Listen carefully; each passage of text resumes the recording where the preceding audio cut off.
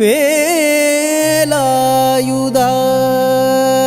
என்று கூப்பிடுவே.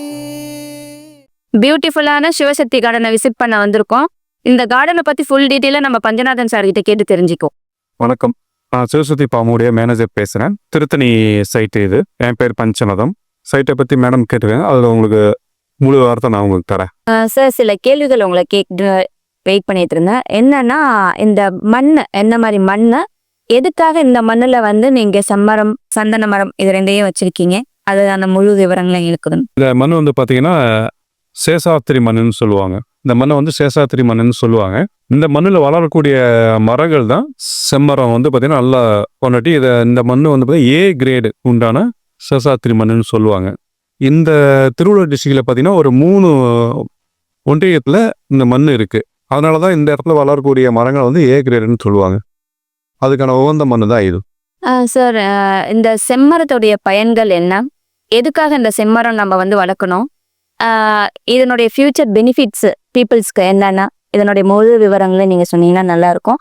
மக்களும் இதை தெரிஞ்சு இந்த லேண்டை வந்து விசிட் பண்ண வருவாங்க, வாங்கணும்னு ஒரு தாட்டும் வரும் உங்களுக்கு. செம்மரத்தை வந்து பார்த்தீங்கன்னா மருத்துவ குணத்துக்காக மெயினாக பயன்படுத்துகிறாங்க.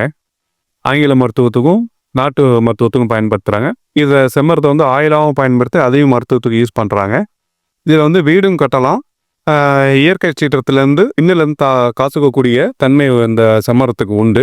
அந்த வகையில் வந்து பார்க்கும்போது இது வந்து ரொம்ப யூஸ்ஃபுல்லாக இருக்குங்கிறதுக்காக தான் இதை நம்ம இந்த மண்ணில் நம்ம வந்து பயிர் பண்ணுறோம்.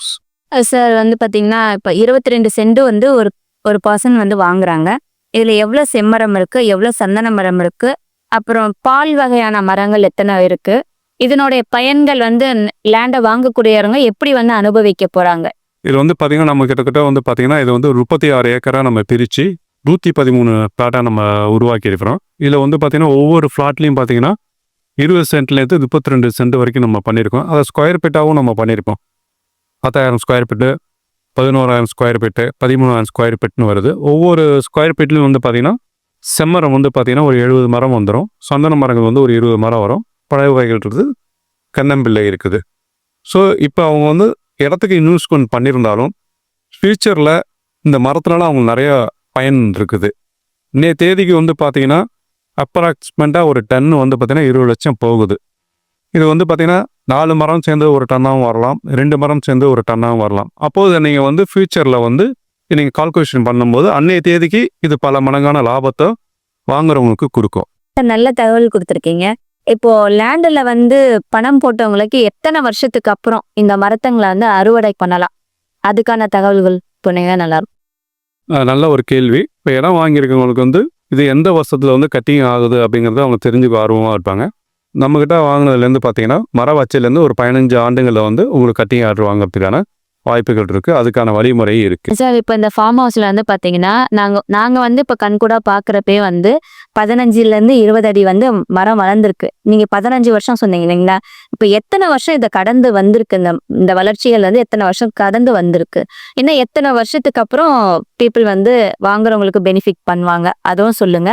அதே மாதிரி மரத்துக்கு இடையில அந்த சொட்டு நீர் பாசனம் இருக்கு இல்லைங்களா, ஒரு மரத்துக்கு ஒரு மரம் எவ்வளோ கேப் இருக்கு, அந்த தகவலையும் கொடுத்தீங்கன்னா நல்லாயிருக்கும்.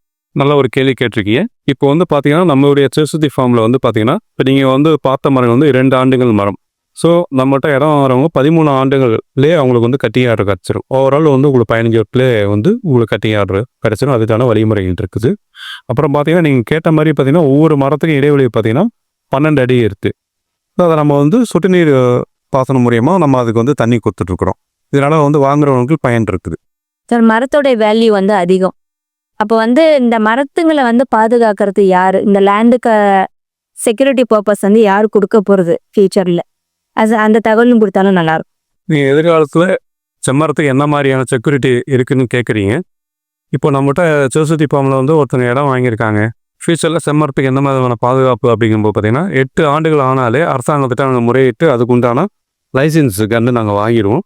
அதை வாங்கினதுக்கப்புறம் ரிட்டையர்டு ஆர்மியை வச்சு உங்களுக்கு போதுமான செக்யூரிட்டி நாங்கள் கொடுத்துருவோம். மெயின்டெனன்ஸை நாங்களே தான் பண்ணுறோம். நான் கேட்ட கேள்விக்கெல்லாம் நல்ல தகவலாம் கொடுத்தீங்க. நன்றி வணக்கம். நன்றி வணக்கம்.